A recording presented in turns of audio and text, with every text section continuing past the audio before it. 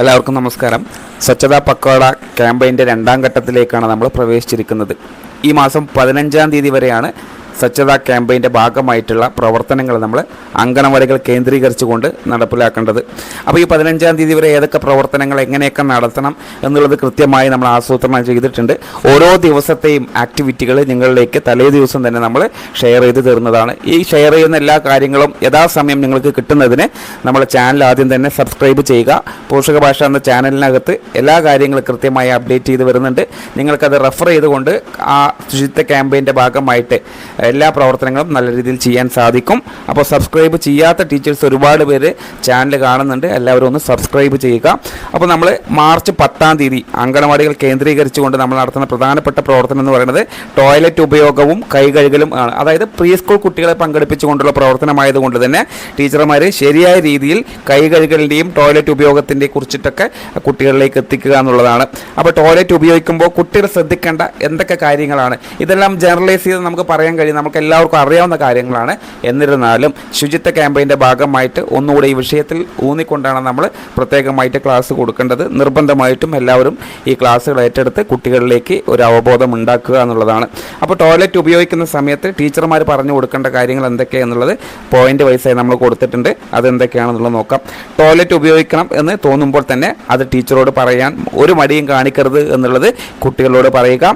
ഒപ്പം തന്നെ ടോയ്ലറ്റിൽ ക്യൂ പാലിക്കണം. അതായത് ഒരാൾ കയറി കഴിഞ്ഞാൽ മറ്റൊരാൾ ക്യൂ പാലിക്കണം എന്നുള്ള നിർദ്ദേശം കൊടുക്കണം. അതേപോലെ ടോയ്ലറ്റിൽ കയറിയ ശേഷം വാതിലടയ്ക്കാൻ നിർദ്ദേശം കൊടുക്കുക. ഒപ്പം തന്നെ ടോയ്ലറ്റിനുള്ളിൽ ചെയ്യേണ്ട പ്രധാനപ്പെട്ട കാര്യങ്ങൾ എന്തൊക്കെയാണെന്നുള്ളത് പറഞ്ഞു കൊടുക്കുക. വാതിലടച്ച് സ്വകാര്യത പാലിക്കാനുള്ള നിർദ്ദേശം കൊടുക്കണം.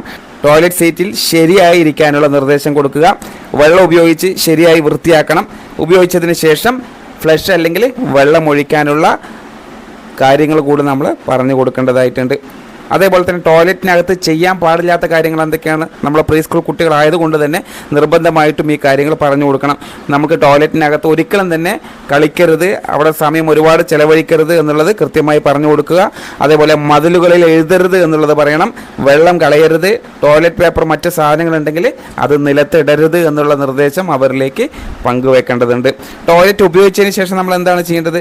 നിർബന്ധമായിട്ടും ടോയ്ലറ്റ് ഉപയോഗം കഴിഞ്ഞാൽ പുറത്ത് വന്ന ഉടനെ കുട്ടികളുടെ 2 കൈകളും നിർബന്ധമായിട്ടും കഴുകണം എന്നുള്ളതാണ് അവരിലേക്ക് എത്തിക്കേണ്ടത്. അപ്പോൾ കൈ കഴുകുന്ന സമയം ഒപ്പം പരിസരം വൃത്തിയായി സൂക്ഷിക്കാനുള്ള നിർദ്ദേശം കൊടുക്കുക.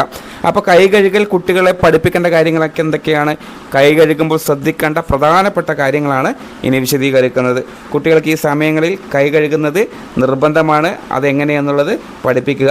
ടോയ്ലറ്റ് ഉപയോഗിച്ചതിന് ശേഷം വൃത്തിയായി 2 കൈകളും കഴുകണം.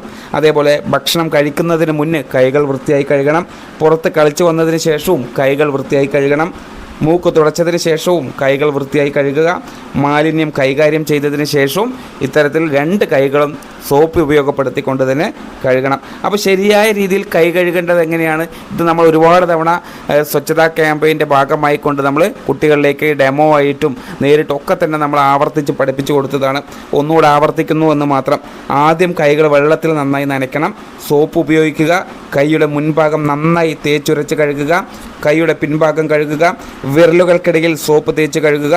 ഒപ്പം നഖങ്ങളുടെ അടിഭാഗം വൃത്തിയായി കഴുകണം.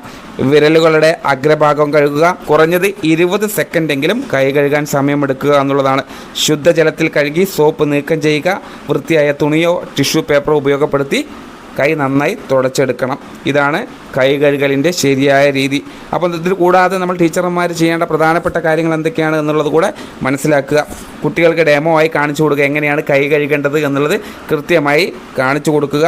കാർട്ടൂൺ ചിത്രങ്ങളോ പോസ്റ്ററുകളോ ഉപയോഗപ്പെടുത്തിക്കൊണ്ട് ഈ കാര്യങ്ങളൊക്കെ അവരിലേക്ക് എത്തിക്കുക. ദിവസവും 2-3 പ്രാവശ്യം ഇതിനെക്കുറിച്ച് പരിശീലനം നൽകുക. കൈ കഴുകൽ പാട്ട് അല്ലെങ്കിൽ റൈം ഉപയോഗിച്ച് ഈ കാര്യങ്ങൾ രസകരമായി തന്നെ കുട്ടികൾക്ക് പഠിപ്പിക്കാൻ കഴിയും. ടോയ്ലറ്റും കൈ കഴുകൽ സ്ഥലവും വൃത്തിയായി സൂക്ഷിക്കാനുള്ള നിർദ്ദേശം ഇടയ്ക്കിടയ്ക്ക് പറഞ്ഞുകൊണ്ടിരിക്കുക. സോപ്പ്, വെള്ളം എന്നിവ എപ്പോഴും അവരിലേക്ക് ലഭ്യമാക്കി കൊടുക്കുക എന്നുള്ളതാണ്. അതേപോലെ തന്നെ കുട്ടികൾക്ക് നൽകേണ്ട പ്രധാനപ്പെട്ട സന്ദേശങ്ങൾ കൂടെ ടീച്ചേഴ്സ് ഈ ശുചിത്വ ക്യാമ്പയിൻ്റെ ഭാഗമായിട്ട് ഷെയർ ചെയ്യേണ്ടതുണ്ട്. ടോയ്ലറ്റ് ഉപയോഗിച്ചാൽ കൈ കഴുകണം. വൃത്തിയായി ജീവിച്ചാൽ രോഗങ്ങൾ ഒഴിവാക്കാം. നമ്മുടെ അങ്കണവാടി വൃത്തിയായി സൂക്ഷിക്കാം. ഈ കാര്യങ്ങളൊക്കെ ടീച്ചേഴ്സിന് ചാർട്ട് പേപ്പറിൽ എഴുതി അവിടെ ഒട്ടിക്കാൻ കഴിയും. കൃത്യമായി ഇടയ്ക്കിടയ്ക്ക് അത് കാണിച്ചു കൊടുത്ത് കുട്ടികളിലേക്ക് ഒരു ഓർമ്മപ്പെടുത്തലായിട്ട് ഈ കാര്യങ്ങളൊക്കെ ആവർത്തിക്കുമ്പോഴാണ് അവരിലേക്ക് ബിഹേവിയറൽ ചേഞ്ച് വരുന്നത്. അതായത് ആവർത്തിച്ചു കൊണ്ട് പറയുന്ന കാര്യങ്ങളൊക്കെ തന്നെ കുട്ടികൾക്ക് ഓർമ്മ വരും. അത് അവരുടെ ജീവിതത്തിൽ ശീലമാക്കാനും സാധിക്കുമെന്നുള്ളതാണ്.